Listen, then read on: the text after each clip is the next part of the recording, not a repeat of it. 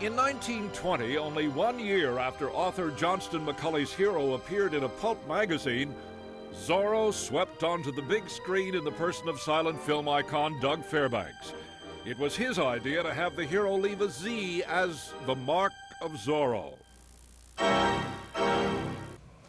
Now, almost 80 years later, in The Mask of Zorro, another actor is slashing a Z. Actually, this time it's two actors who swashbuckle behind the black mask of the character whose name means fox in Spanish. First, Anthony Hopkins, and then, with the passage of time, handing the blade of justice to a younger man, as played by Antonio Banderas. Not bad.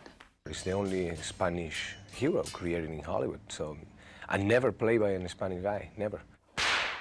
In The Mask of Zorro, both on screen and off, you might say Banderas is Eliza Doolittle to Hopkins, Henry Higgins. I remember one day that I was just saying to myself, come on, Tony, you gotta do this, you gotta do that. And he came up to me and said, well, what are you doing there? I said, well, I'm trying just to, pump myself up, for the scene. I said, don't do that. You shouldn't punish yourself. And I said, what do you mean? I said, you are Zorro. How can I do what is needed when all I feel is hate?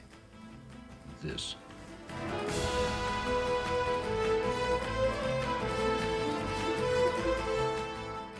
In the years between Fairbanks' Zorro and that of Antonio Banderas, the colorful masked swordsman has been played by a variety of actors in movies and serials with budgets big and small. Banderas got his first exposure to the swashbuckling black masked Zorro from television. The TV series with Guy Williams, and after the two versions of that I personally like the most, was Douglas Fairbanks Jr. and after Tyrone Power. What about Fairbanks? What was it about Fairbanks you liked of his role? It's a very naive movie. At those days, they were still creating this art, and they felt, I think, a little bit more free to just have fun in front of the camera. All the physicality of that work is unbelievable, and it's very fun to watch. That's what I like the most. But I think he was a little bit too much in excess into the action and to the choreography of action and things like that. And in the second version, and Tyrone Power 1, I think they go too much into normal, regular movie with characters talking. And I remember at the end of the movie, they got like 20-25 minutes of sword fights that are beautiful.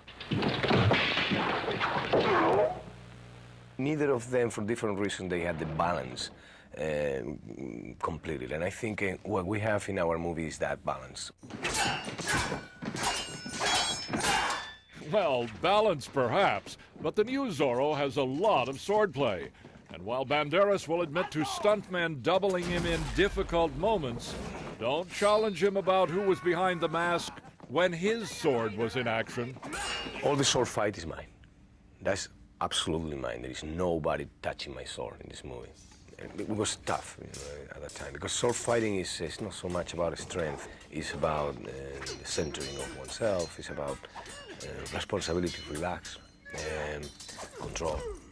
And so when you're training with a sword in your hands, you start actually understanding the character a little bit more.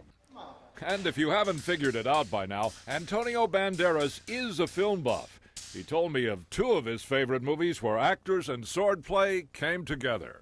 One of them is The Prisoner of Zenda with Stuart Ranger. It's a fantastic sword fight at the end of the movie. And the other one is Gene Kelly in The Three Musketeers, which is priceless. I think that's probably the best sword fight I've ever seen on the screen. If this movie, The Mask of Zorro, succeeds well at the box office, sequel? We'll have it eventually if the movie succeeds in the box office. It depends on that. Let's face it. The Mask of Zorro is now playing nationwide. For today, Jim Brown, NBC News, Hollywood.